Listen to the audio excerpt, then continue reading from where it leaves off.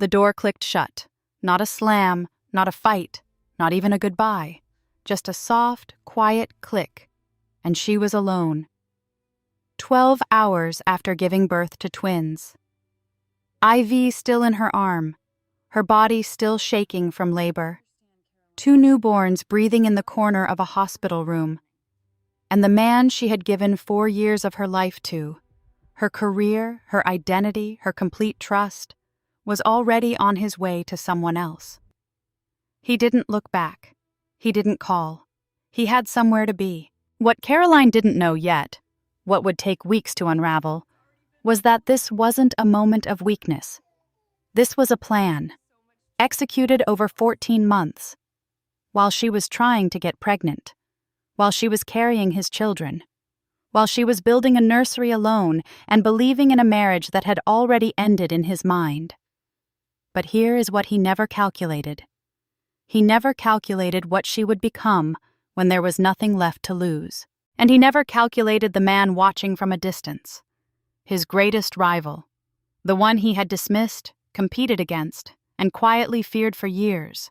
The one who saw her clearly when she couldn't see herself at all. This is a story about betrayal at its most brutal, and about what a woman builds from the rubble. Stay with me, because what happens next will change the way you see yourself. If this story speaks to something in you, like it, share it, and subscribe. Because every week, I bring you stories about women who refuse to disappear. The door clicked shut. Not a slam, not a dramatic exit with raised voices and broken things. Just a soft, mechanical click. The kind of sound a door makes when someone pulls it closed carefully. Quietly, like they don't want to wake anyone. Caroline heard it from the bed. She had given birth to twins 11 hours ago. Her body felt like it had been taken apart and put back together by someone working from memory. The epidural had worn off around hour 9. Her lower back ached in a way that had no good description. Her hair was still damp at the temples from the labor. The hospital gown was thin, and the room was too cold, and she had asked for another blanket twice. Thomas was asleep in the plastic bassinet to her left. Lily was against her chest, mouth slightly open, making sounds so small they were almost not sounds at all. Just breath, just the proof of a new person existing. Caroline thought Derek had stepped out for coffee. She thought that for about 20 minutes. The nurses came and went. Blood pressure check, temperature, a gentle reminder about the importance of resting while the babies rested. Caroline nodded and said she understood and watched the door. 25 minutes. 30. She picked up her phone. She put it down. She picked it up again. She put it down again. Lock, unlock, lock. She did that 3 times before she admitted to herself she was checking to see if he had messaged. He had not messaged. June came in at 37 minutes. June Calloway had worked the labor and delivery floor for 6 years. She had been in the room when Thomas arrived at 4:42 in the morning, blue-faced and furious at the indignity of being born. She had been there when Lily followed 11 minutes later, quieter, looking around with an expression that said she had opinions about this place already.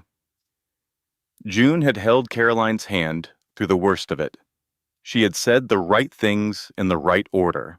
She was the best kind of nurse, efficient and kind in the way of someone who has seen too much to be shaken easily. She could not keep her face neutral when she walked in. Carolyn saw it immediately. "Car," June said, just that one word. Caroline looked at her. June held up a phone. Not her own phone. A phone in a plain black case that Caroline recognized. Derek's phone. He must have knocked it off the chair when he stood up, left without realizing. The screen was lit. There was a text message visible. It was from a contact named Brittany. It said, "He's on his way. Finally." Caroline read it once. She read it again. She looked at Thomas.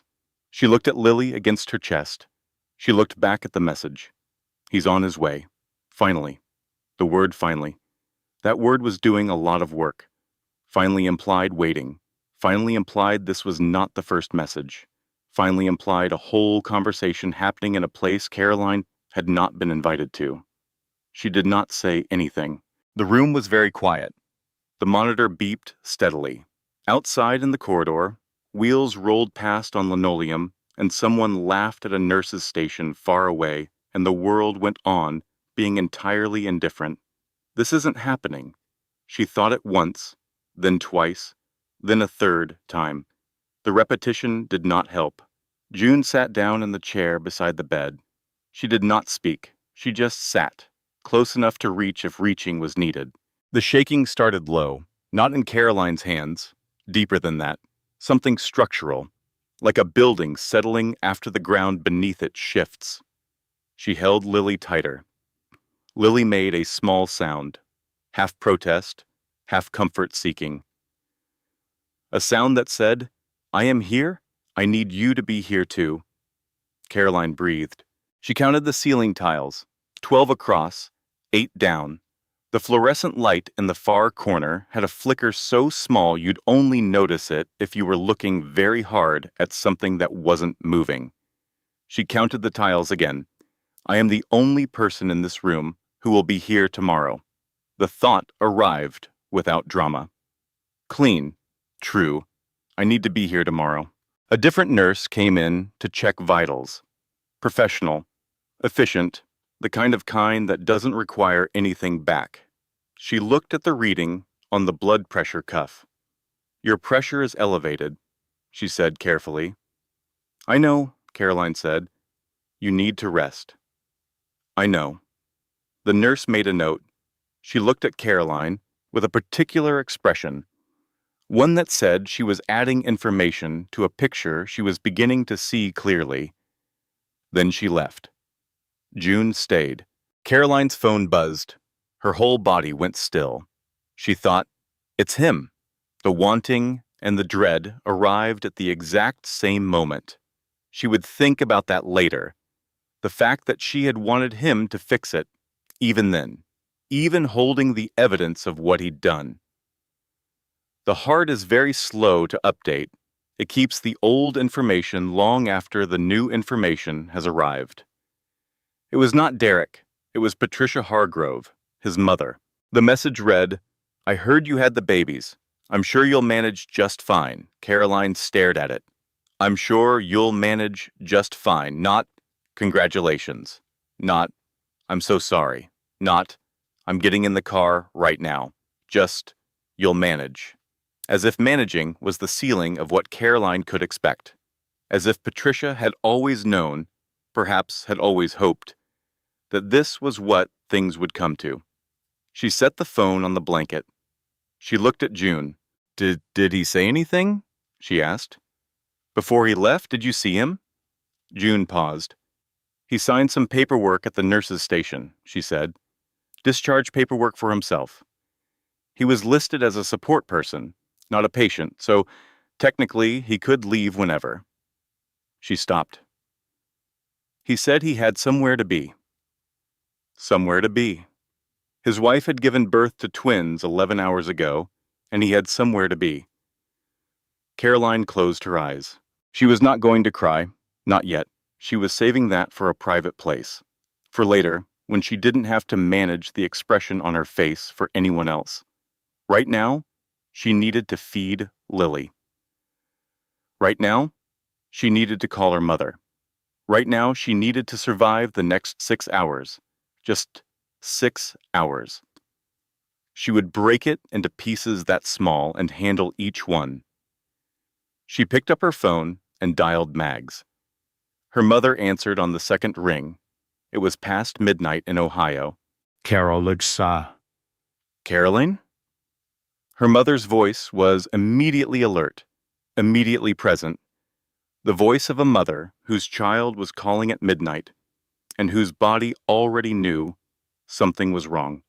Mom, Caroline said. That was as far as she got. The silence that followed said the rest. I'm getting in the car, Meg said. You don't have to. I'm getting in the car, sweetheart. The call ended. Caroline set the phone down. She looked at the dark window. The city was out there, cars and lights and people moving through ordinary evenings with no idea, the world completely unchanged by the fact that a woman's life had just cracked cleanly down the middle. She looked at Thomas in his bassinet. She looked at Lily in her arms. She thought, I don't know how to do this. Then she thought, you don't have to know yet. You just have to do tonight. She started with tonight. She adjusted Lily's position. She pressed her lips to the top of her daughter's head. The smell of a newborn, warm and specific, and entirely new, filled her chest with something so complicated it had no single name.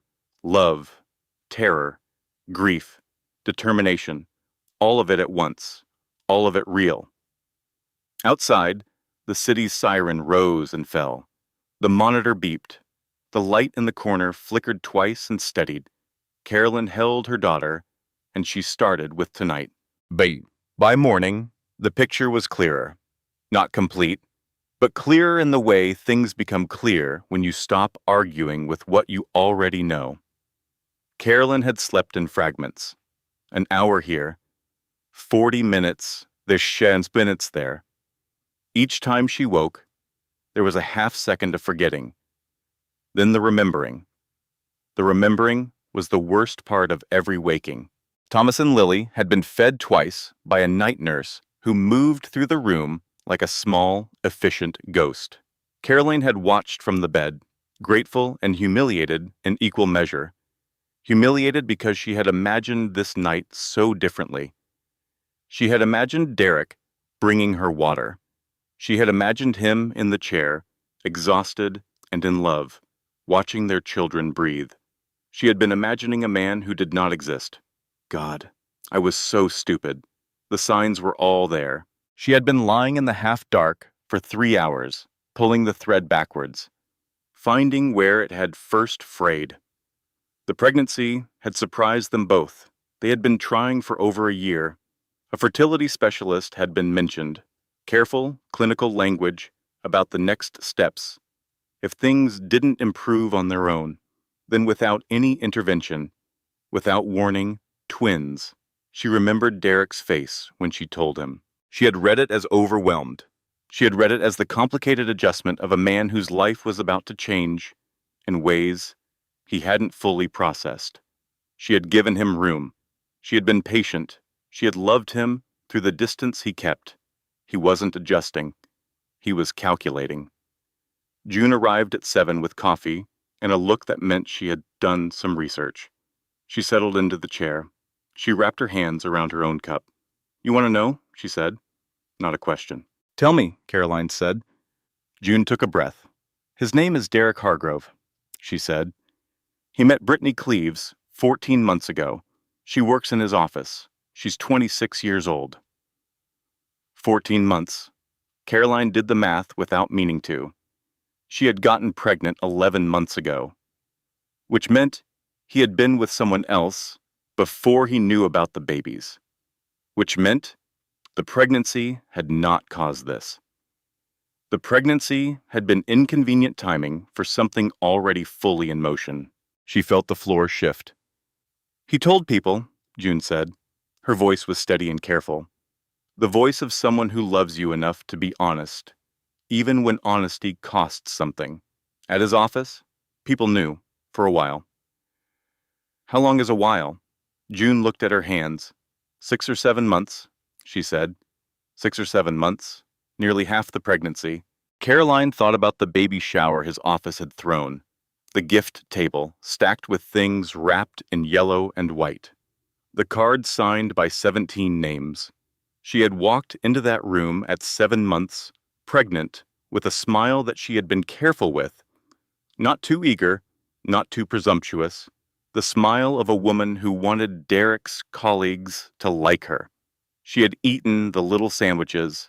She had laughed at the jokes. She had said thank you to every person individually. Every single one of them had known. I'm not crazy. I know what I saw. The thought arrived clean and certain. I know what I felt. Every time something was off, I felt it. He just convinced me I was wrong. She said it out loud. Quiet, flat. He made me feel crazy. June looked at her. Every time I brought something up, Caroline said, every time I felt something was off, he'd get this look, like I was being hormonal, like I was oversensitive. She paused. I was pregnant. I was already inclined to blame my own perception. That's not a flaw in you, June said firmly. That's what happens when someone deliberately dismantles your ability to trust yourself. Deliberately. Over time, Caroline was quiet. Thomas made a sound from his bassinet. She turned to look at him. He settled back into sleep with the profound confidence of someone who had no reason to do otherwise. He has a lawyer, Caroline said. June blinked. What? I'm thinking about what comes next. She looked at June. Derek plans ahead. He would not have walked out of here without having already thought about the aftermath. He didn't just leave, he left prepared. She paused. I don't have a lawyer. I know one, June said immediately. Of course you do. Sandra Fitch. She handled my cousin's divorce. Derek will not enjoy meeting Sandra Fitch.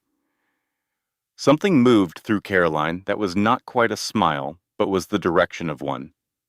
Her mother arrived at 9:15, still in her driving clothes, hair loose from however she'd worn it when she left Ohio at 1 in the morning. She came in without knocking and crossed the room in 4 strides and took Caroline's face in both hands and looked at her. She did not say, "Are you okay?" She did not say, "Tell me everything." She just looked, with the full, unguarded expression of a mother who sees her child clearly and is not asking her to be anything other than what she is, shattered and present and real. Then Mags turned toward the bassinets. Her whole face changed. Oh, she breathed. Just that. She looked at Thomas. She looked at Lily. Oh, they're perfect, she said.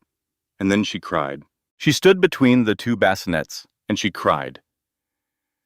For the situation and for the babies at the same time, both things at once, grief and wonder occupying the same moment without canceling each other out. This was the thing about her mother. She did not require things to be okay in order to show up. She came to the mess. She stood in it with you. This is what love looks like, Caroline thought. Not the performance of love, not the idea of love that required everything to be fine and comfortable and working as planned. Love that arrived at midnight and cried at the beautiful things even while the terrible things were also true. Caroline watched her mother, and she thought about Derek. She thought about how he had signed his paperwork and left. He never loved me. He loved the arrangement. The thought arrived without drama. No anger yet. Just a sentence that had stopped needing to be argued with. She had built 4 years around a man who had been rehearsing his exit while she renovated the kitchen and attended birthing classes alone and learned infant CPR from a YouTube video on a Thursday night while he was on a call behind a closed door. That was the part that would take the longest. Not the betrayal itself, but the arithmetic of it. All the specific moments she could now reread with new information. Her phone was in her hand before she'd decided to pick it up. Sandra Fitch answered on the 3rd ring. Her voice was the voice of a woman who had heard everything and had been surprised by very little of it. Caroline explained. Briefly, clearly, the facts in order. Sandra was quiet for 3 seconds. What he's done is unconscionable, she said. What he's legally liable for depends on what we find in the documentation. But I'll tell you this. A pause. Men who leave the way he left almost always underestimate what comes next. What does come next? Caroline asked. You find out exactly what you're owed, Sandra said. And you collect it. The word collect did something to Caroline's spine. Something solid. something that felt like the first inch of ground after a very long fall. "When can we meet?" Caroline asked. "Whenever you're ready," Sandra said. "There's no rush, but there's also no advantage to waiting." Caroline looked at her mother, who was sitting between the two bassinets now, holding one tiny hand in each of hers. She looked at the window, October light coming in at an angle. "Next week," she said. "I'll call you next week." She put the phone down. She thought, "He does not know what he's started." Then she thought, "Neither do I." But she was going to find out. She went home on the third day. Her mother drove. June sat in the back, between the two infant car seats, with the focused attention of someone taking a professional interest in the structural integrity of every turn. The city went by outside the window. Ordinary. The same traffic lights, the same intersections, the same buildings she had passed 1,000 times. Everything completely unchanged. She had expected to feel something specific when they turned onto her street. She felt several things at once. The house was a craftsman bungalow with a porch she had repainted 2 summers ago. Slate blue. She had chosen the color from a sample card and held it against the wood in different lights before she decided. She had done the second coat herself because Derek had a conference that weekend, and she had wanted it finished before he came back. She stood in the front hall. Her mother came in behind her with Lily. June followed with Thomas. Caroline stood in the hallway and looked at the place she had spent 4 years making into a home. The kitchen she had renovated piece by piece. The pendant lights she had found at an estate sale. The open shelving Derek had initially resisted and then taken full credit for when people complimented it. The living room she had painted 3 times until the color was right. The third color called warm stone, which made the afternoon light feel like something you could live inside. The nursery she had spent 2 full weekends assembling, following the instructions on her phone with flour-dusted hands because she'd been eating crackers to manage the nausea, and Derek had been in Denver at a quarterly investor meeting. This was the place she had built for a life that had been a performance. The grief hit her differently here than it had in the hospital. In the hospital, there had been shock. The immediate rawness of a wound before it understands itself as a wound. Here, surrounded by the specific objects of a specific life, the grief had texture. It had weight. She could name its different parts. She grieved the kitchen she had designed for a family that no longer existed. She grieved the nursery she had assembled for 2 parents and 2 children. She grieved the woman who had driven to the paint store 3 Saturdays in a row with sample chips and a hope that was completely intact. The ache of tainted memories. Every room held one now. She went through them slowly while her mother settled the twins. She walked through the house like a person taking inventory. The living room where they had watched movies on Friday nights, where she had fallen asleep on the couch and woken to Derek covering her with a blanket, or what she had believed was a tenderness, the gesture she had filed as evidence of love. She was rereading it now. She could not stop rereading everything. The bedroom where she had lain awake during the second trimester, certain something was wrong, not in the pregnancy, but in the space between them. She had asked him once. She had said, "Are we okay?" He had looked at her with patient exasperation. He had said, "Of course we're okay, Caroline. You're 8 months pregnant. You're anxious." She had believed him. She had been grateful for his patience. That was not patience. That was management. The nursery. She stood in the doorway for a long time. The crib she had assembled on a Sunday in June. The mobile she had chosen. Small wooden stars on thin string, the kind that turned slowly in any small movement of air. The bookshelf she had stocked with board books in alphabetical order. She had spent an embarrassing amount of time on the alphabetical order, as if the order of the books would determine the order of the life. She had done all of this alone. Not because Derek hadn't been there. He had been around, technically, but there is a difference between being physically present and being there. There is a difference between watching someone build a nursery and building a nursery together. She had not registered the difference at the time. She was registering it now. She had been so alone inside her own marriage. The realization was not new, but standing here, in the room she had made for two people who would now be one, the realization became fully real. I deserved better than this. She said it out loud. To the mobile, to the alphabetized books, to the woman who had put them there with such careful hope. I deserved so much better than this. That night, after the twins were down and her mother was asleep in the guest room, Carolyn could not sleep. She lay in the bed that still smelled like Derek's shampoo, which she would deal with tomorrow. And she thought about 14 months. She did the math again, slowly this time, deliberately. He had met Brittany 14 months ago. He had begun the financial transfers. She didn't know this yet, but she would, almost immediately. He had been constructing an exit while she was constructing a nursery. She got up at 1 a.m. She went to the nursery. She refolded every onesie on the shelf, reordered them by size, then by color, then back by size. She reorganized the diapers. She adjusted the mobile so it hung exactly level. She realigned the books.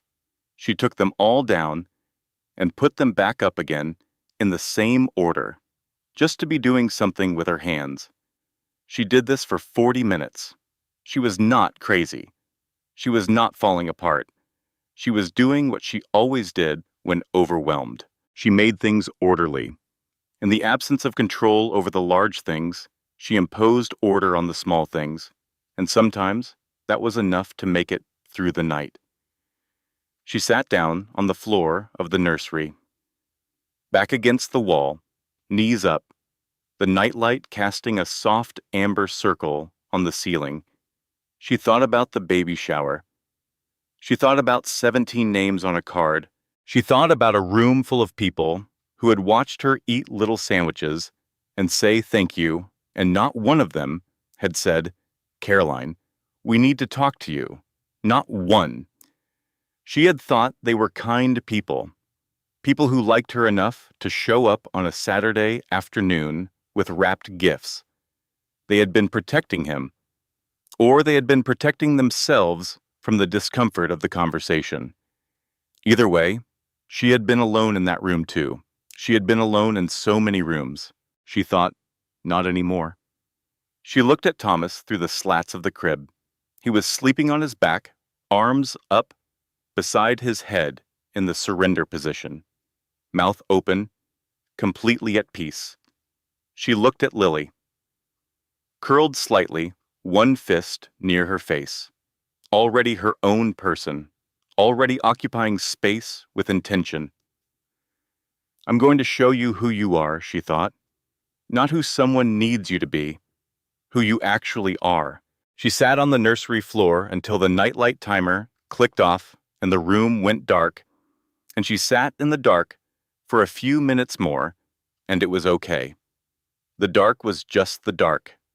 She had survived worse things today. Sandra Fitch's office was on the 14th floor of a downtown building with a view of the river. Caroline had brought Lily because Thomas was running a temperature of 99.1, and her mother had stayed home, and the appointment could not be rescheduled.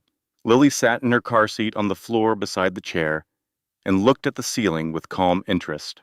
Sandra was a woman in her early 50s, silver hair kept short, a suit in charcoal gray, glasses on a chain that she had not yet put on. She looked at Caroline with the particular attention of someone who bills by the hour and wastes none of it. "You look better than I expected," she said. "I've had 2 weeks to be angry," Caroline said. "Anger is clarifying." "Good." Sandra opened a folder. "Tell me everything in order." Caroline told her, everything in order. The hospital, the text message, what June had found out about Brittany, the timing, the baby shower, the 14 months. Sandra listened without interrupting. She made notes in a small, precise handwriting. When Caroline finished, Sandra set down her pen. The joint bank account, she said. What do you know about it? We had one. Derek managed most of it. I had access, but I didn't check it regularly. A pause.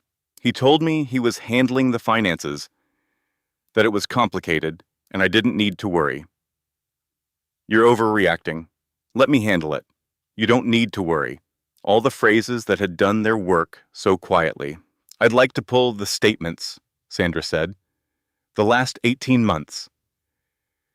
She pulled them that afternoon. She called Caroline at 4:30. The joint account was emptied 9 days ago, Sandra said, the day he left the hospital. I know that part, Caroline said. What you may not know, Sandra said carefully, is that there were prior transfers. Significant ones. Beginning approximately 13 months ago. A pause. To a business account under your husband's startup. Caroline was in the kitchen. She sat down in the chair by the window. How much? She asked. Sandra told her. The number was not small. Caroline set her hand flat on the table. She focused on the texture of the wood under her palm, the grain of it, the solidity. There's more? Sandra said. Tell me. The startup is co-owned. One of the partners is registered through an LLC, a company with a neutral name that takes some digging to trace. A pause. The LLC belongs to Brittany Cleaves. The kitchen was very quiet.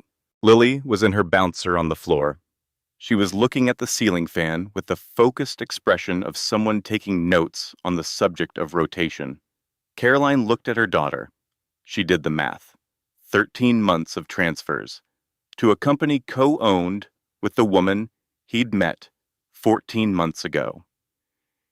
He had started moving money almost immediately after meeting her.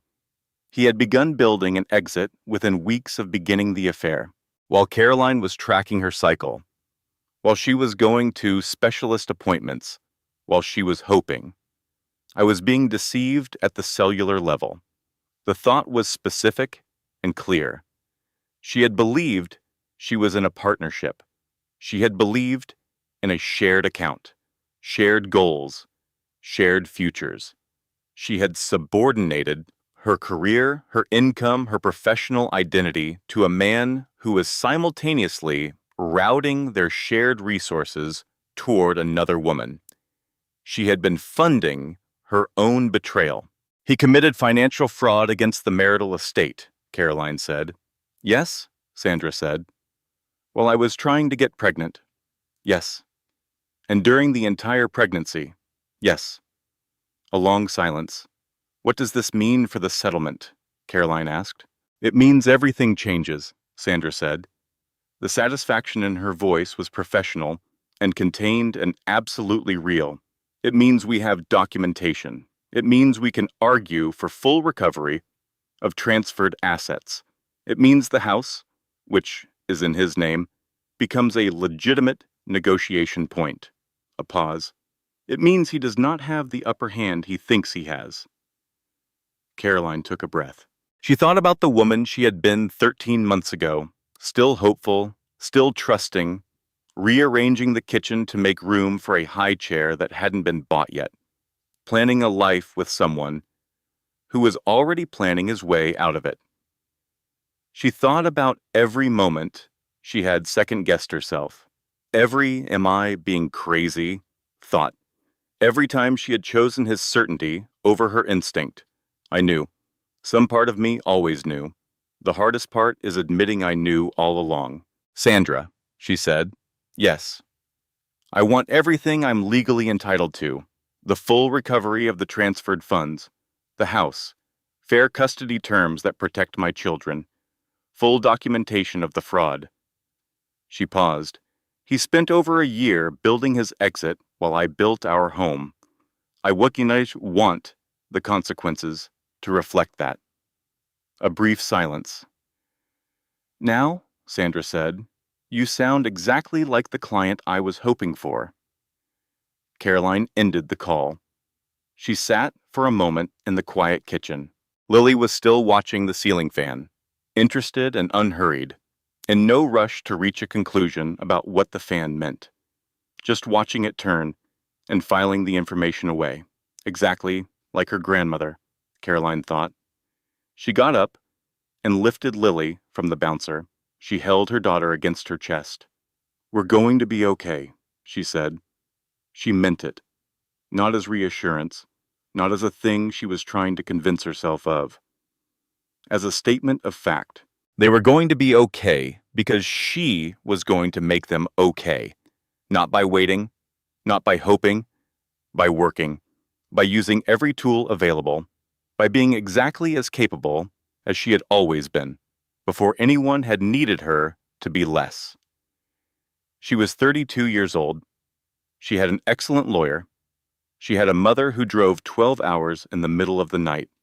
She had a best friend who had a gift for finding information. She had 2 children who needed her to be standing. She was standing. She ran into Derek at the courthouse. It was not planned. She had gone to file documents. Sandra had walked her through it twice by phone. The filing was administrative, a formality, dry and procedural. She had dressed carefully, navy blazer over a nursing top, low heels, the kind of outfit that said, "I am composed. I am doing the correct things. I am not someone you can dismiss." She came out of the elevator on the 3rd floor, and the hallway opened up, and there he was, Derek, his lawyer. A man in an expensive suit with the face of someone paid to maintain pleasant neutrality. And Brittany Cleaves, standing slightly behind Derek's left shoulder, looking at him with the attentiveness of someone still in the early phase, still studying, still learning who he was. She doesn't know yet, Caroline thought. She thinks she won something. Time did something strange. It didn't stop. It thickened. The hallway sounds went slightly muffled. She was aware of her own breathing, of the marble floor under her feet, of the distance between her and the 3 of them, maybe 15 feet, collapsing as Derek turned and saw her. His face did what she expected. It arranged itself into the expression of reasonable concern, mature, measured, the face that said, "This is unfortunate, but I'm handling it with dignity." She knew that face. She had believed it for 4 years. "Caroline," he said. He said her name like a question, like he was reminding her of something. "Derek," she said, "you look well." An evaluation disguised as a compliment. As always, she did not respond to that. "I was hoping we could—" he started. "You moved marital funds into a joint account with your girlfriend starting 13 months ago," she said. She had not planned this. Sandra would have had very precise feelings about it. But standing in that hallway, looking at him in his performance of reasonable adulthood, something in her simply refused to play the scene he had written. He blinked. His lawyer's hand moved almost imperceptibly toward his arm. Brittany looked at the floor. "This isn't really the place," Derek started. "You left the hospital 12 hours after our twins were born," Caroline said. "You had somewhere to be." His expression shifted. The reasonable mask flickered. "The babies?" he said carefully. "How are they?" "How are they?" Not, "I'm sorry." Not, "I think about them every day." Not, "I know I failed everyone in that room." Just, "How are they?" "Efficient." Checking a box. "They're perfect," Caroline said. "No help from their father." "Caroline, you're upset." "I'm not upset," she said. The words were quiet, completely steady. "I'm clear," she said. "Upset and clear are different things. I spent 4 years confusing your comfort with my safety. I won't do that again." She looked at him. She looked at him the way you look at someone you have finally stopped being afraid of. with the full calm of a woman who has done her grieving and is now doing her work. "Your lawyer will be hearing from mine," she said. She walked past him, down the corridor, through the heavy door, down the steps and into the October air. Outside, the sky was the particular shade of blue that only happens in autumn. Sharp and cold and very clear. Her hands were shaking slightly. She noticed this and did not judge it. She had done the thing. She called June. "I saw him," she said when June picked up. And I said what I needed to say. "Did you cry?" "No." "Did you scream?" "No." "Did you key his car?" June. "I'm asking for legal reasons. If the answer is yes, I can provide a very detailed alibi." And Caroline laughed. It came from somewhere real, unplanned and genuine. The first real laugh in 6 weeks. The kind that comes from the belly, that loosens something that has been clenched for too long. "He looked small," she said. "He is small," June said. "You were just standing too close." She sat in her car for 11 minutes after the call ended. She sat in the parking lot with the engine running, and she could not quite make herself go home yet. This happened sometimes. She would need to be with somewhere and get there, and then find she was not ready to move again. She sat and breathed. She thought about the 11 months she had carried the twins, the body's enormous, unheralded labor, the weight and nausea and the weeks of a kicked-out rib, and the birthing classes with June and the fertility monitoring before that, and the appointments she had attended alone because there was always something Derek needed to be doing instead. She had done all of that. For him, for the family she believed they were building. And he had been doing something else entirely.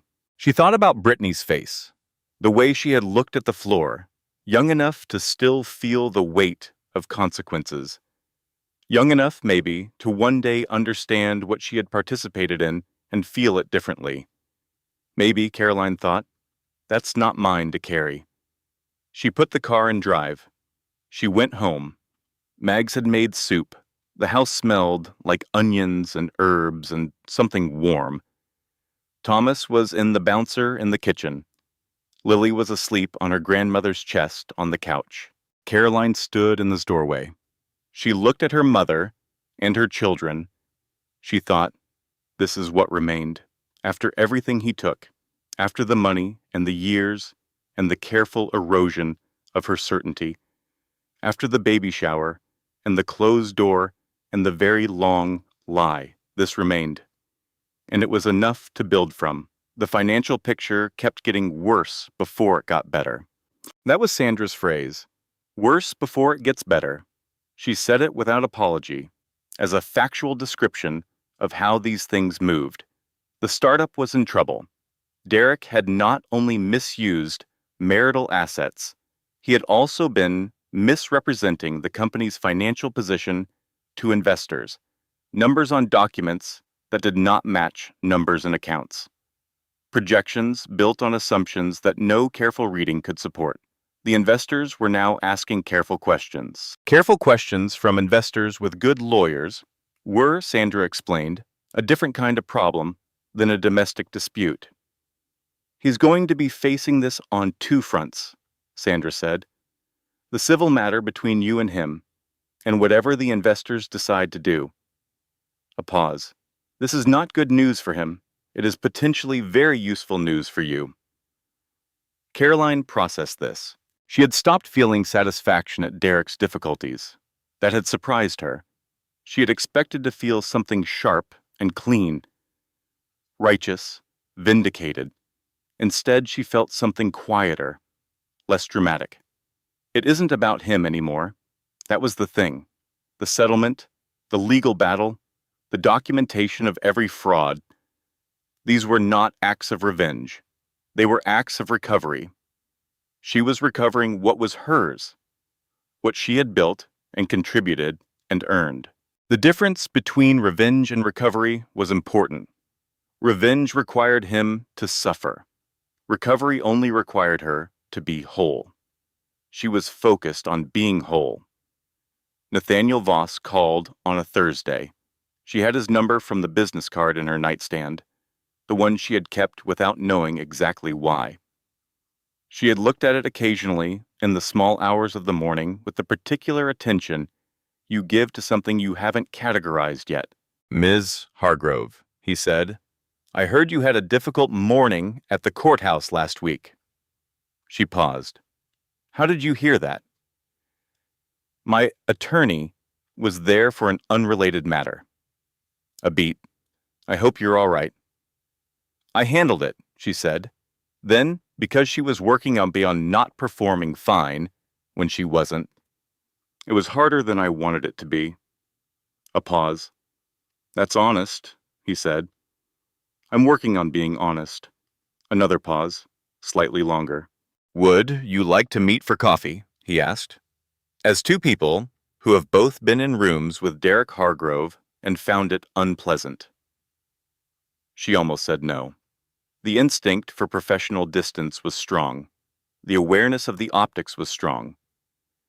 The voice in her head that still sounded like Derek, "You're overreacting. You don't need to," was present, and she identified it, and she set it aside. "Yes," she said. "When?" They met on a Tuesday morning. The coffee shop was a small neighborhood place, not glass and chrome, not the kind of place that announced itself. The smell of cardamom in the air. A few tables, morning light coming in at a low angle through a smudged window. He was there before her. He stood when she walked in. This surprised her. Nathaniel Voss was not what she had assembled from the business profiles and Derek's contemptuous descriptions. He was those things, precise, contained, the quality of stillness that belongs to someone who has learned not to waste energy. But he was also simply a person sitting in a coffee shop who had chosen a table near the window and stood up when she arrived. She sat across from him. She ordered coffee. "How old are the twins now?" he asked. 8 weeks, she said. "Are you sleeping?" "In increments." He nodded, the nod of someone who respects a practical answer. She studied him the way she was learning to study people now, with the attention of a woman who had paid a very high price for insufficient attention earlier.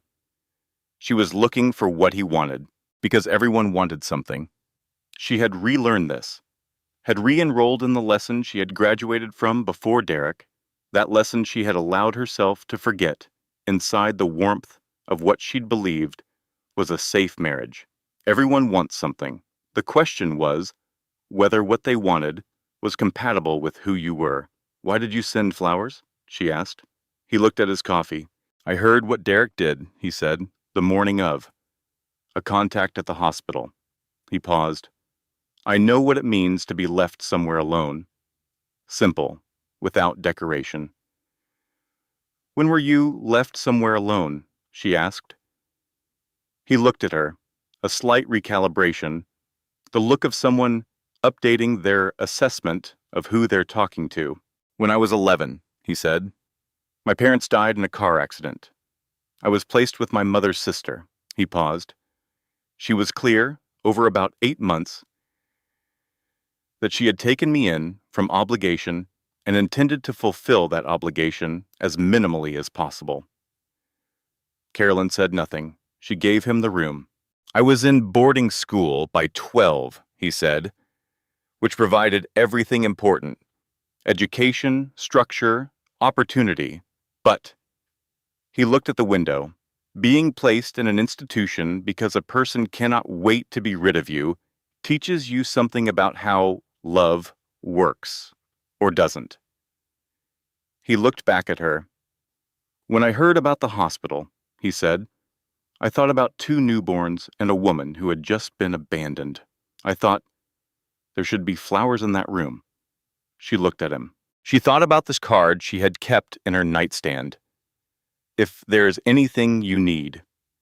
She thought about a man who sent flowers not to get something, but because he had imagined a room and wanted it to be slightly better. "He hates you," she said. "I know." He's spoken about you for years like you were the main obstacle to everything he deserved. I was his main obstacle, Nathaniel said simply. 3 rounds of investment that his startup failed to secure. I was in the room for 2 of them, not out of personal animus.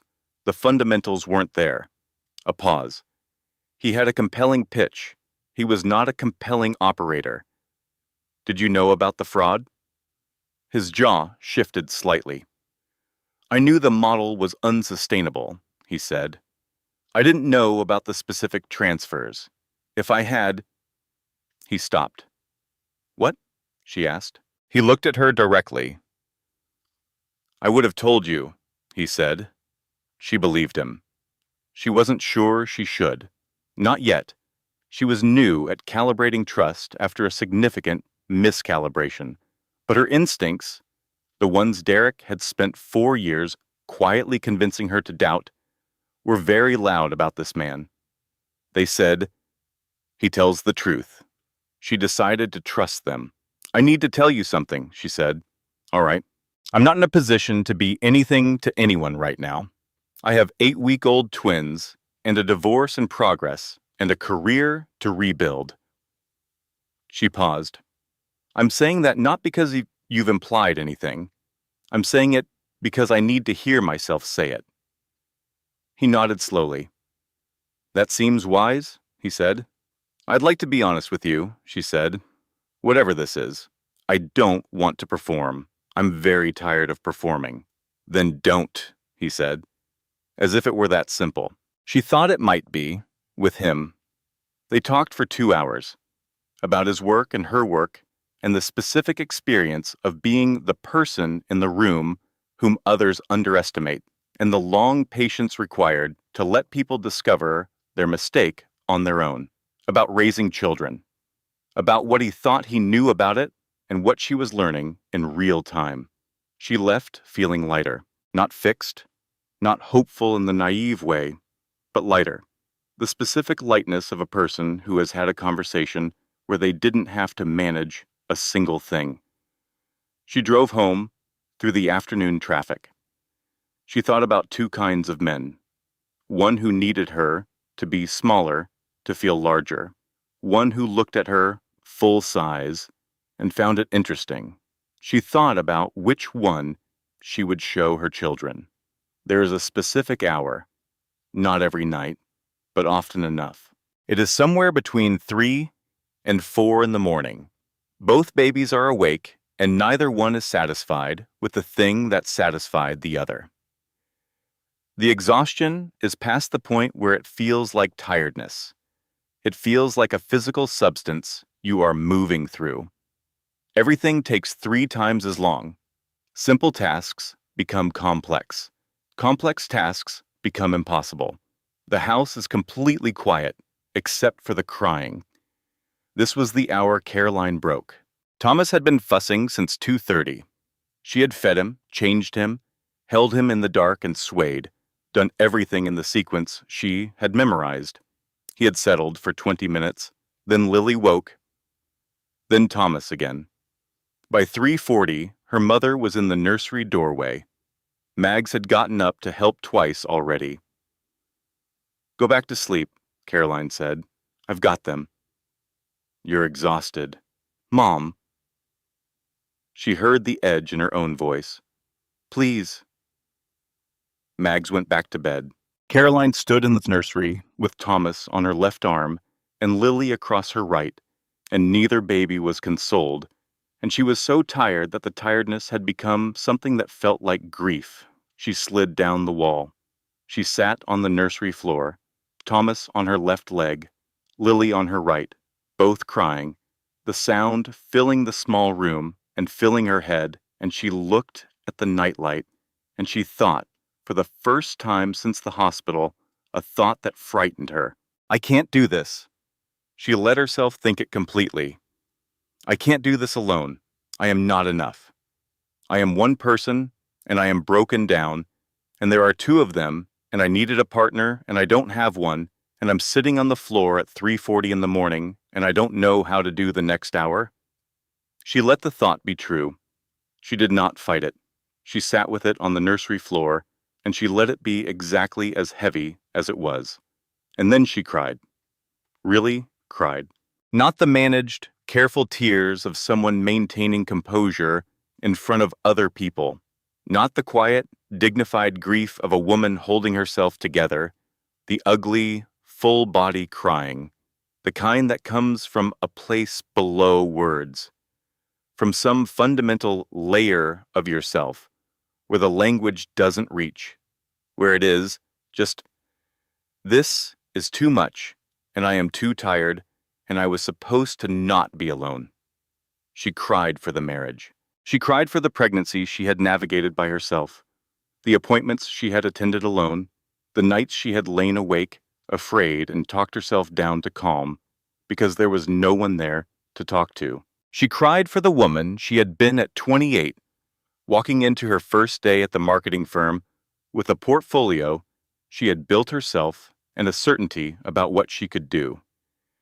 She cried for what had happened to that certainty, for how slowly and completely and skillfully it had been taken from her by a man who needed her to be less than she was. She cried until there was nothing left. Thomas had quieted. She looked down. He was looking up at her. Both babies were, looking at her face with the same focused, serious attention, as if the crying was information, as if they were already, at 8 weeks old, the kind of people who paid attention to what mattered. She took a breath. She wiped her face on her shoulder. She looked at her son. She looked at her daughter. "Okay," she said. Her voice was rough. "Okay, I'm sorry. I'm here." Thomas made a sound. Not crying, something else. Something that was the beginning of a sound she would one day recognize as comfort-giving. Her son was trying to comfort her, 8 weeks old and already trying to help. She pulled both of them closer. She sat on the floor in the amber nightlight glow, and she held her children, and she breathed.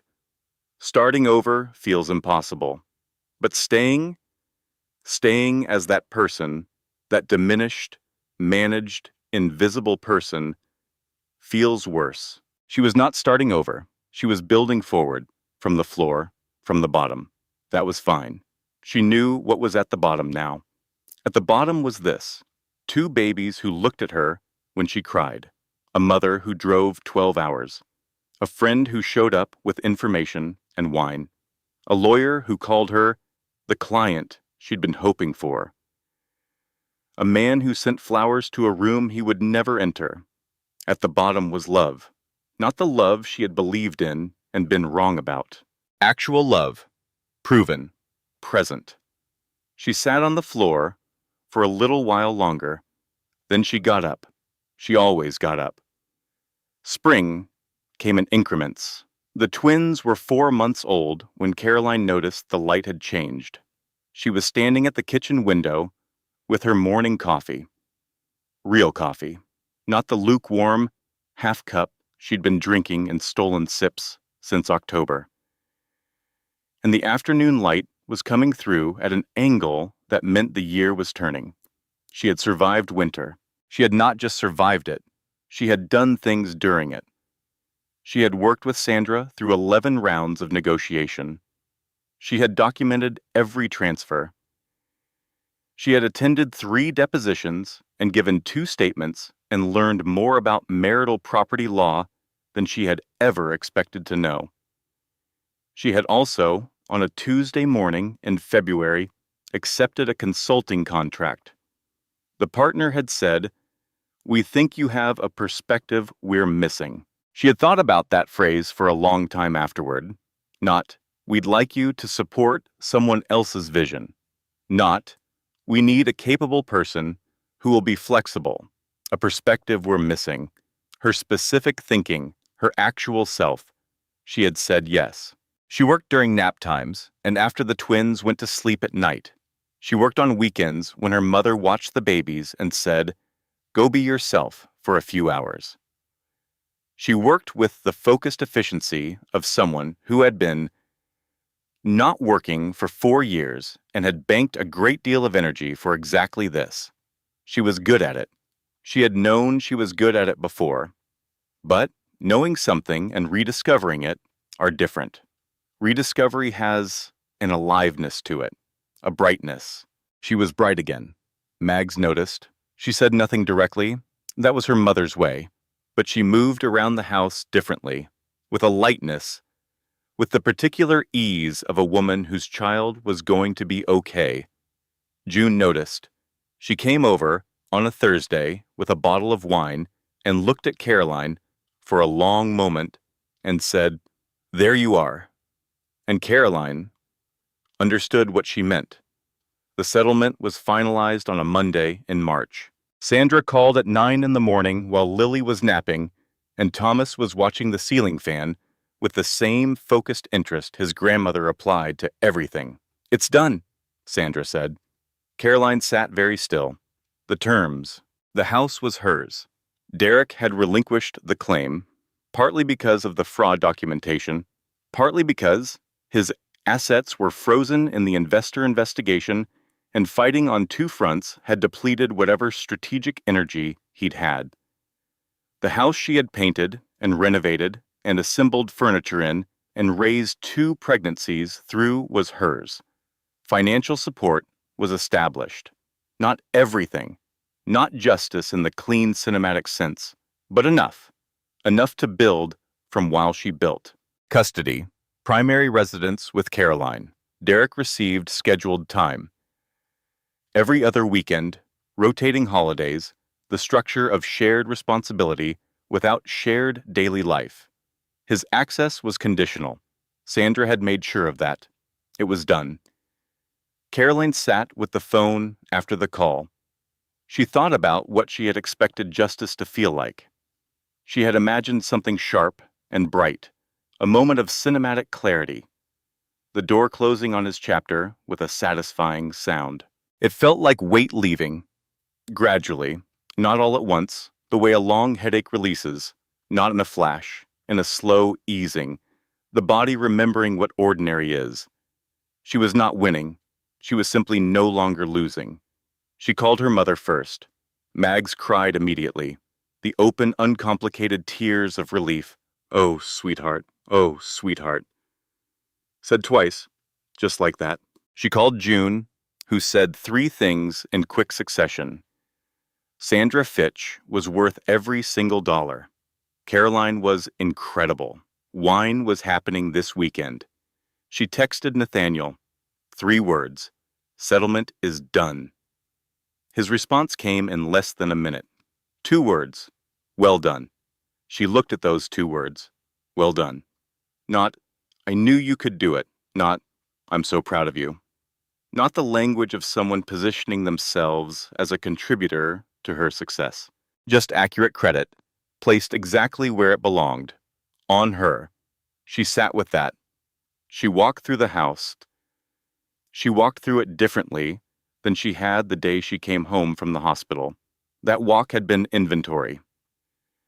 Counting the losses. This walk was something else. The kitchen where she had made 2 people grow. The living room in the color she had chosen alone and chosen correctly. The nursery with its alphabetized books and its level mobile. She stopped at the small ceramic bowl by the front door. She had bought it at a farmer's market when she was 27, before Derek, before any of this. A Saturday morning, a market stall, a bowl in a glaze, the color of sea glass. She had paid $12 for it, and it had sat by every door she'd had since. It had survived the marriage. It was still here. So was she. The thought arrived quietly, without needing to announce itself. She was still here. Not the managed, performing, apologizing, shrinking version. The real one. She picked up her keys from the bowl. She put them back. She stood for a moment in the hallway of her house. She thought, "I did not survive this. I built through it." Those were different things. Surviving implied enduring until it was over. Building implied something made along the way. She had made something. She could feel it. The twins turned 7 months old on a Tuesday. Thomas had begun to laugh. The laugh was a whole-body event. It involved his entire face and both arms, and sometimes a leg. It happened unpredictably. At the sound of the refrigerator closing, at a face Caroline made while narrating the act of changing a diaper, at nothing visible at all. He would simply, without warning, find something in the middle distance hilarious and report his findings loudly. Lily watched him when he laughed, with a particular expression of someone taking notes on the subject of joy, gathering data, not yet certain whether to participate. Then, one morning at breakfast, Carolyn made the face, the one Thomas always laughed at, and directed it at Lily. Lily considered it for 3 seconds. Then she laughed. Her first real laugh. Quieter than her brother's, more deliberate, but entirely, completely real. Caroline cried a little. She was getting better at crying the right amount for the situation. Nathaniel came for dinner that Thursday. She had been careful about this. She had set terms for herself before she set them with him. She needed to be building her own life before she let someone else into it. She needed to trust her own judgment again before she extended it outward. She needed to know she was choosing from wholeness and not from need. She thought she was there. Not completely, not finally, but enough to begin.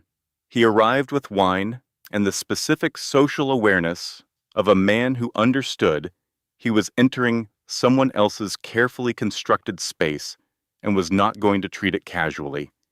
He said hello to her mother, who was in the kitchen, making herself a plate before retreating to the guest room with the tact of a woman who understood what she was giving space for. He sat on the living room floor when Thomas held out his arms, without hesitation, in a shirt that cost more than Caroline's consulting retainer.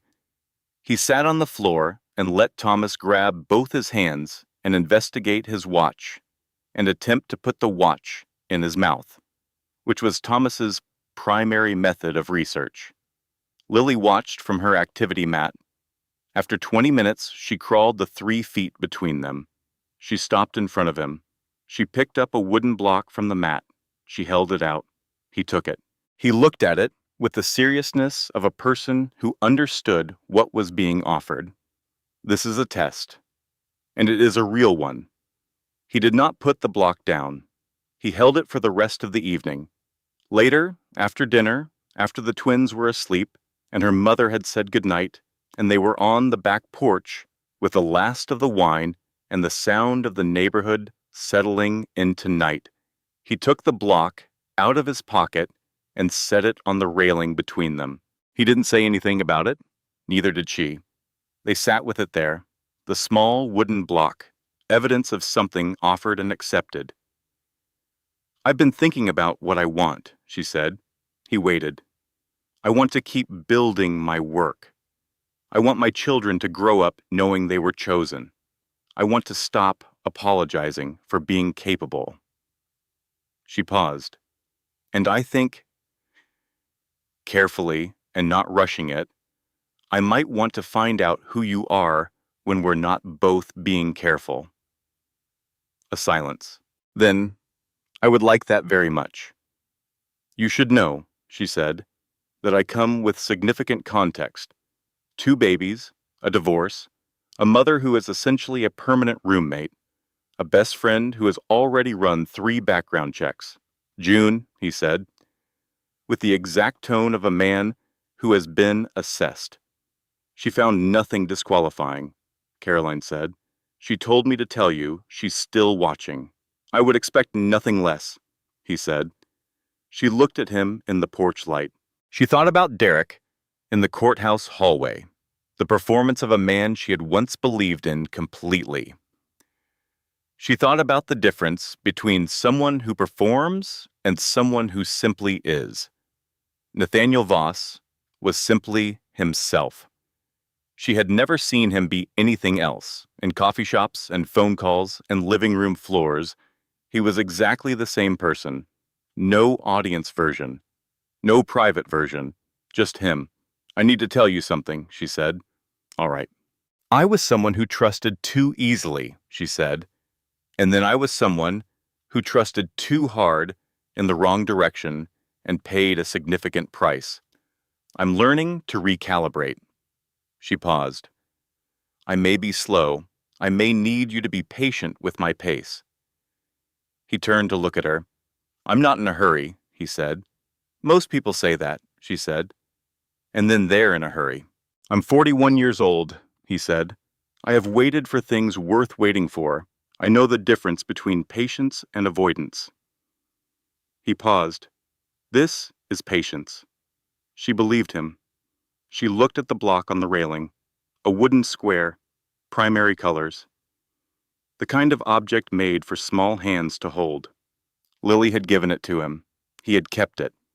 That was, she thought, about as clear a statement of intent as she had ever received from anyone. She picked up her wine. He picked up his. They sat on the porch in the night air, with the block between them, and they talked until almost midnight, about everything and nothing in the particular way of two people who are not performing, who are simply themselves, discovering the relief of that. When he left, he paused at the door.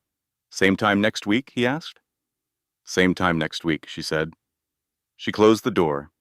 She leaned against it for a moment in the front hall. She looked at the ceramic bowl. She thought about the woman at 27 who had bought it. She thought about everything that had happened between that Saturday morning at the farmer's market and this Thursday night on the back porch. All of it. The full weight of all of it. And she thought, I would not undo it. Not because it hadn't hurt, not because losing what she'd lost hadn't cost something real, but because she was standing here, in this hallway, in this house, herself, fully, finally, uncompromisingly, herself. She would not trade that for the version of her life where nothing bad had happened, and she was still the woman who didn't know what she was made of. She knew now. She picked up the wooden block from the hallway table where she'd placed it. She set it in the ceramic bowl, a collection, past and present together, the woman at 27 and the woman now, both of them still here. The twins turned one on a Saturday in October. Mags made the cake, white cake with lemon curd filling, the same recipe she had made for every family birthday for 30 years. The kitchen smelled like sugar and citrus and browned butter, the smell of the specific warmth that belongs to a well-used kitchen, the smell of a house where people are fed. Caroline stood at the counter and watched her mother work and felt something that had no single name. Gratitude, peace, the specific fullness of a woman who has survived the worst year of her life and arrived at a birthday party in a kitchen that smells like cake. June arrived at noon with a gift wrapped in silver paper, a bottle of Prosecco, and the news that she was seeing someone. A surgeon, she said, with enormous satisfaction. He's terrible at most things that don't require a scalpel, but he's working on it. He is sincerely, consistently working on it. That's the formula, Caroline said. I didn't know it was that simple, June said. It's not simple, Caroline said. It just sounds simple when you've found it.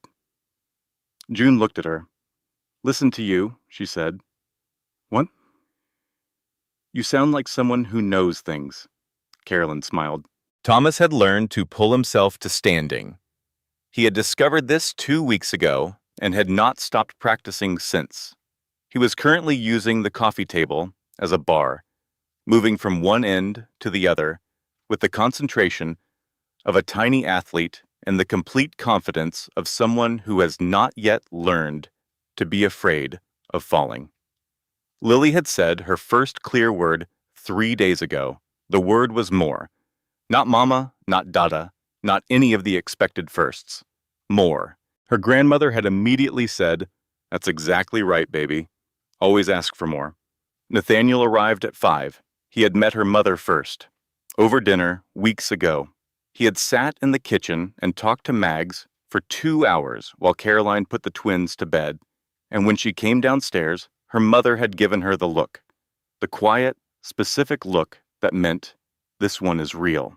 He had sat on the floor of the living room and played with Thomas and passed the block test with Lily, and Caroline had stood in the kitchen doorway, watching and felt the specific warmth of something being correctly assembled. He was not replacing anything. He was not filling a space Derek had left. He was something new, something that had not existed before and could only exist now, in this version of her life, with this version of herself. He came in with a box wrapped in brown paper. He greeted Mags with the easy respect of a man who understood what this woman had done and did not take it for granted. He said hello to June, who gave him the look that meant, still watching, still cautiously optimistic, maintain your trajectory. He sat on the living room floor. Thomas immediately climbed him. This had become a habit. Thomas had decided at some point that Nathaniel was a piece of furniture designed for climbing and had been operating on this basis for 3 months. Lily crawled to his knee. She looked up at him. She said, "More." He looked at Caroline. "She's not asking for more of you specifically," Caroline said. "She says it about everything." "I'll take it," he said. The afternoon went the way good afternoons go, softly, with cake on every surface and Thomas's laughter filling the room, and Lily conducting her observations with quiet, focused interest. At some point, Caroline's mother stood in the kitchen doorway and looked at the room, at the friends and the man and the 2 babies and her daughter, and she said nothing. She just stood there with the expression of someone counting blessings that had not been guaranteed. Later, when the cake was eaten and the Prosecco was open and the twins had been put to bed with full bellies and clean faces, Caroline stood on the back porch. The same porch. October again. The year had made its full turn. She looked at the yard. The trees that had been bare were bare again. The light was the same specific gold and cold of a year ago. Except a year ago, she had been in a hospital bed, holding a daughter against her chest and listening to a door click shut. Nathaniel came to stand beside her. He stood close enough that she could feel his warmth without being touched. She leaned into him. His arm came around her, the simple, uncomplicated weight of it. A person choosing to be where they were, choosing it every day. They stood for a while in the quiet. Inside, she could hear June laughing at something her mother said. She could hear the particular sound of 2 people comfortable enough with each other to be silly. She thought about the woman in the hospital room, 12 hours postpartum, blood pressure elevated, holding a daughter and counting ceiling tiles and telling herself, just do tonight. She had done tonight, and the next night, and the next 365 nights. She had filed documents and attended depositions and sat across the table from Derek's lawyer and said, in her clearest, most grounded voice, "That is not acceptable. Here is what we require." She had fed 2 babies at 3 in the morning through the kind of exhaustion that has no bottom. She had cried on the nursery floor and gotten up. She had sat in a courthouse hallway and said the true thing out loud. She had rebuilt her professional identity from a part-time consulting contract into something she was genuinely proud of. She had done all of it. She thought about Nathaniel on the floor with her children, the block in his pocket, the 2 words, "Well done," a man who placed credit exactly where it belonged. She thought about her mother driving 12 hours in the middle of the night. She thought about June with her wine and her bluntness and her background checks. She thought about Sandra Fitch saying, "You find out what you're owed and you collect it." She thought about Thomas's laugh and Lily's word, "more," and the look of 2 babies who looked at her when she cried. She finally understood that the prison door had been unlocked all along.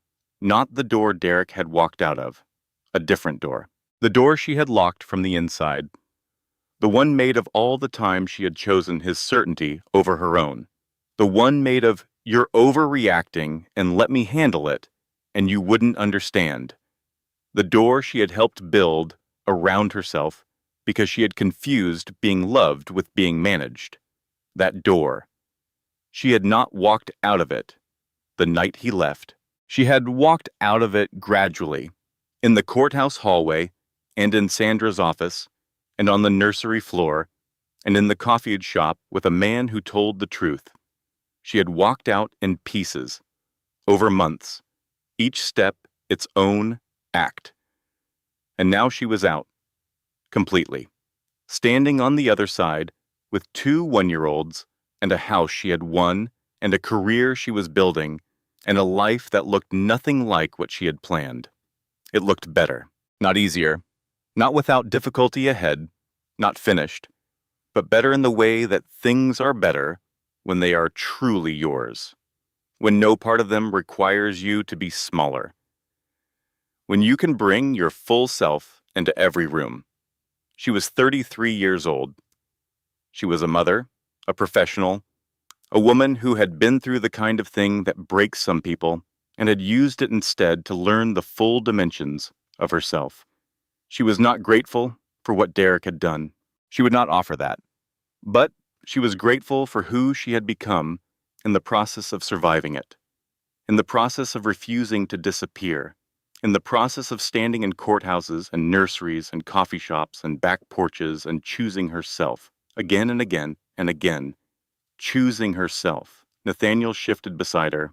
He pressed his lips to the top of her head. Brief, quiet, an act of presence, not possession. She thought, this is what it feels like.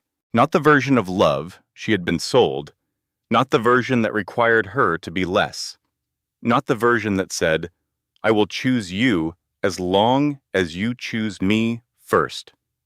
This version. The version that stood beside her and waited.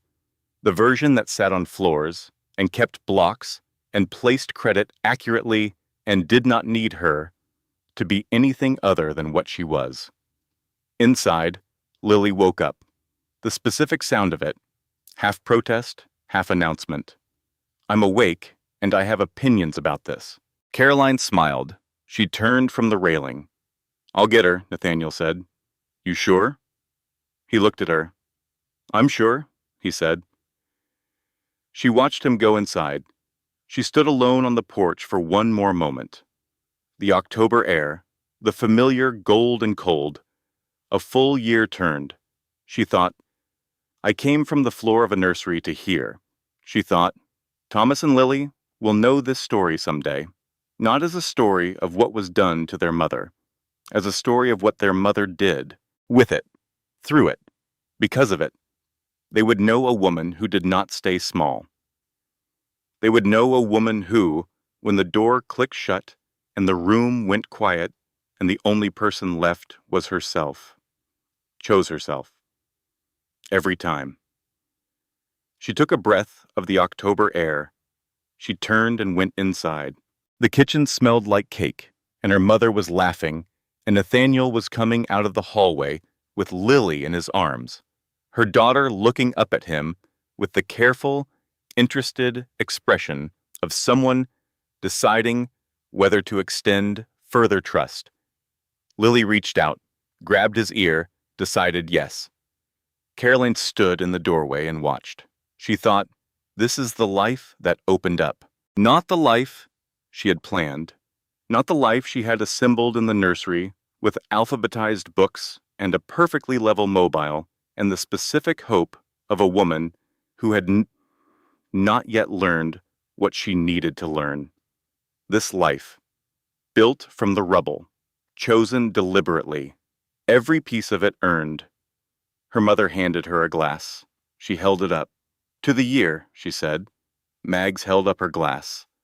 June held up hers. Nathaniel held up his free hand because his other arm held a one-year-old who had his ear. Lily said, more.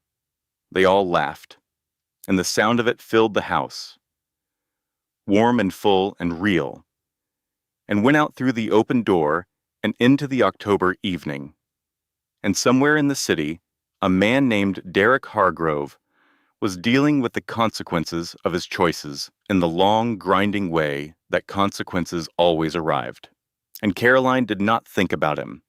She was too busy being here. Caroline's story is over, but I want to sit with you for just a moment longer. Because this story wasn't really about Derek. It wasn't about the betrayal, the fraud, the woman in the office, or even the man who showed up with flowers when she needed them most. This story was about a woman who slowly, quietly, without fully realizing it, had made herself smaller to fit inside someone else's life. And what happened when the container broke? Here is what I want you to take with you today. The people who leave us, the ones who walk out quietly, who transfer money in the dark, who smile at baby showers while keeping secrets. They do not define us. What defines us is the morning after. What defines us is getting up from the nursery floor. What defines us is calling the lawyer, filing the paperwork, walking through the courthouse and saying, clearly without shaking, I know what I'm owed. Caroline didn't become strong because someone saved her. She became strong because saving herself was the only option left, and she chose it every single day. In small, unglamorous, exhausting ways that no one put on a highlight reel. The 3 a.m. feedings alone, the reorganized onesies, the parked car she sat in for 11 minutes because she wasn't ready to move yet. Those were her victories. Not the settlement, not the house, not even the man on the porch. The victories were the mornings she got up anyway. I want you to remember something.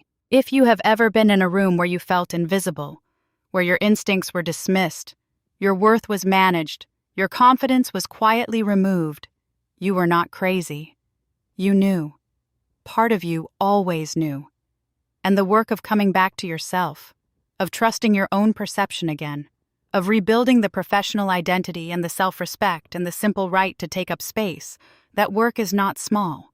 It is the most important work a person can do. This story also asks us to think about love differently. Real love does not require you to shrink. It does not arrive in phrases like, you're overreacting or let me handle it, or you wouldn't understand. Real love sits on floors. Real love keeps the block in its pocket. Real love sends flowers to a room it will never enter because a woman in that room deserves to know someone noticed. And real love, the love you give yourself, starts with the decision to stop apologizing for what you are. Capable, complicated, whole. If Caroline's story touched something in you today, if you recognized something in her silence, her doubt, her floor sitting at 3 a.m. before she stood back up, then this story found exactly who it was looking for. You are not behind. You are not too late. You are exactly where you are, and you can build from here. You always could. This content was carefully researched, developed, and manually edited by our team, crafted with intention to bring you meaning, healing, and real lessons about the one life you are living. Thank you for being here.